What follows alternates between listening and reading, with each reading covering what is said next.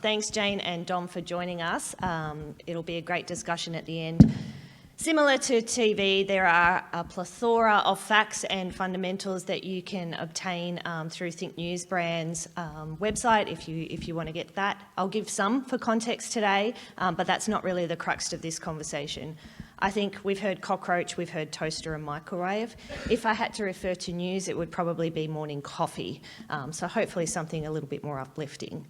The reason we're here today is to talk about we've seen evolution, whether it be across any of the media channels here today. We've seen and heard consumer behaviour, the way consumers are purchasing is changing, the way audiences are consuming is changing, and hence the introduction of total news. The move towards, or the evolution towards bringing news print, news digital together under one banner so that people can truly buy the audiences. The format or the platform that people engage with news may differ and may vary. However, the moments that matter, the engagement and the lean-in capability of news doesn't differ across those platforms, and that's why we're making this move towards a total news industry. So bear with me as I introduce it to you. I don't expect many of you to have heard of it, and I'll give you a little bit of context about why we're making this transition, although again, many of the other channels incorporating the evolution of their industry as well. So what is total news and why are we here? It's all about synergising information in market so that you can make informed choices and relative choices compared to other channels. It's about fueling you with the right information so that you can put it into context and have greater relativity when you're making your decisions for your clients. In a nutshell, if you think of total TV, which is a great tip, Kim and the TV world have done a great job of this. When you think of total news, it's all print, all digital, websites and off-platform measurement. And whether this is through revenue reporting, which Jane is going to talk to in a little bit, or whether that's through our audience measurement and targeting and audience segmentation, this is now the approach where it encapsulates. You all may remember Emma, the reference to Emma. That wasn't too dissimilar. However, what we've done in the last 12 months and where we're moving forward is this is not making news big for news sake. It's about taking things out that actually aren't newsworthy anymore when it comes to making this measurement and only truly representing news websites and news readership. So for example, throughout the last 12 months, as part of this measure, things like domain, realestate.com, used to be included in the news measurement readership. That is no longer the case. It's not a traditional or it's not a predominantly news site, while there is some content on it. It's not the predominant site, and therefore they've been moved out of the measure. This is a move towards giving you guys great comfort and the industry great context that we're putting numbers in market that are actually real. So what is it? In a nutshell, professionally produced content, predominantly Australian-based news websites, but doesn't have to be. It's on and off platform, so whether that comes through other sources or whether it comes through a digital news site and a digital masthead or a printed newspaper, it's a combined measurement. It includes government news sites such as ABC. It is still a news site. It includes aggregator news such as Apple News. So when we talk about total news, again, it's about where the audiences are consuming, not which publisher it is. It's about talking about how audiences consume and in which devices and representing that way so that from an audience segmentation perspective, you guys can make informed decisions. Probably one thing I haven't put out there is I understand most agencies at this point don't buy news as a media channel, as a combined media channel. I'm not expecting that to change overnight, nor is the industry expecting that to change over the night. However, we have agencies and we have media teams. Some are focused only on offline, some are focused on digital. Yet again, the benefits of news, the audience segmentation you can gain with news is synonymous. We heard TV this morning mention about cross-platform. Again, a very similar situation here where multiple times a day people are consuming news through different devices. The intent is so that everybody in this room, everybody representing clients and clients themselves can have accurate information, can have comparable information of a channel and can make sure that it's representative of a good comparison set. So the first move we took last year was with Roy Morgan, introducing Total News into their Asteroid database. It was a relationship that was set up in July and it's moved forward now. So under the media channels, you will now see Total News as a media channel which combines print, digital combined as a cross-platform audience measure. So similar to how you will see other media channels, you will now see as part of your media and planning and buying tools, you will now be able to reference through Roy Morgan a Total News audience demographics. You'll be able to get all your audience segmentation in this way. The lovely Jane here, from an SMI perspective, revenue reporting will now be married up to the same definition of Total News as what we use through Roy Morgan. You're not expected to read this table for the record, it's just for context and just follow me here. The top here is how revenue reporting was made to market or is made to market up until now. The second table in the middle is the simplified measure. So what you'll see up the top is quite a lot of different references, the word press, the word newspapers, news media, and it was all disjointed. Now, and it also included domainandrealestate.com, for example. Now, we are stripping it back, making it a true news measurement, true ad revenue spend for the news industry, so that you can measure its growth or decline over time. But I dare say it'll all be growth. And a lot of this shift is to represent or make sure it's completely encapsulating of all the data points. And similar to, again, many of the other channels here, there is a strong proportion of readership towards digital these days, hence the need and requirement to evolve. When we do this, this is the power of the audience that everybody can take advantage of in the room. When you look each and every week at a Total News measure, it engages 19 million Australians on any given week. And that's not only through digital, that's not only through print. Sometimes it's a combination of both. In fact, many times it's a combination of both. So just to give it perspective of why it's such a phenomenal channel and shouldn't get caught up in the mess of the overarching word of digital, you can now see here the power and the strength of news. 97% of the population, 9 in 10 Australians, 9 in 10 young Australians, and many engage across the platform. It's not just print, it's not just digital, it's a combination throughout their day.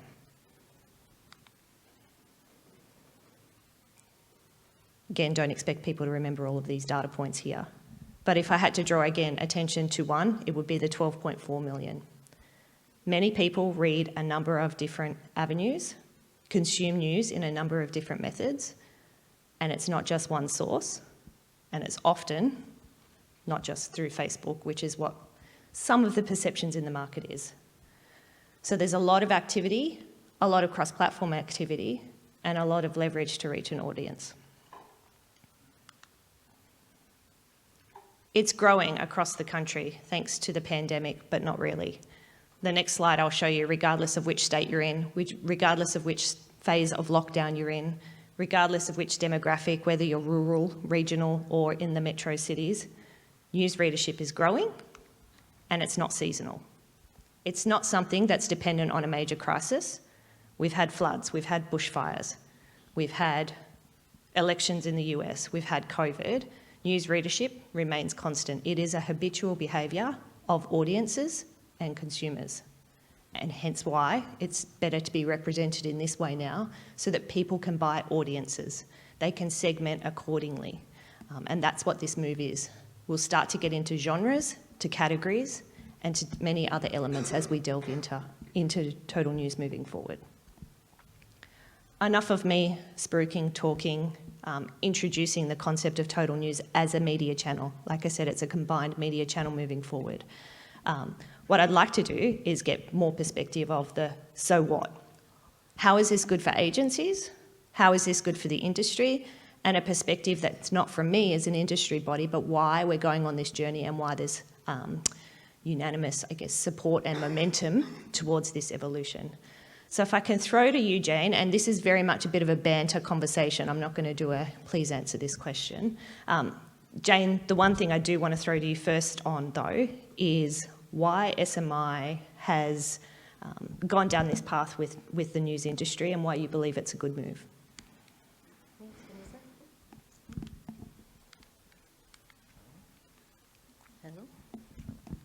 Hello. Oh, it's the on button we've learned today. Thank you, Vanessa. Look, I think this is a really exciting opportunity for the news media industry, and we're completely on board with it at SMI. To be honest, it just reflects the reality of the market. You know, to be able to show the print and digital together is super important. Also, a big plus of the change is that in the SMI reporting, we're going to be getting the programmatic spend as well for direct news media. And that's a huge thing because we know that it's always difficult to measure programmatic. You see a big black hole of spend every month in the SMI numbers. We keep working on how to improve that, but this is, you know, one major way that we're going to get more visibility on the true size of ad spend to news media.